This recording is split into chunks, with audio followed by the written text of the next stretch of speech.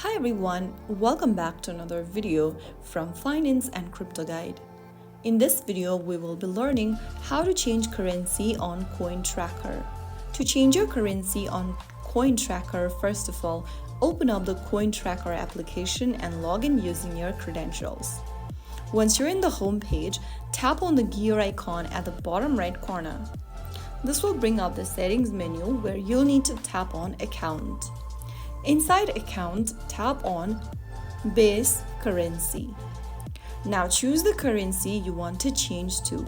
After you do that, you will be able to see you have successfully changed your base currency in the app.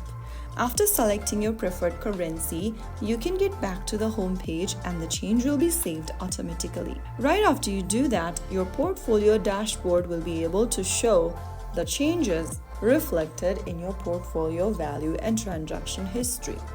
If you found the video helpful, don't forget to like, share, and subscribe to the channel.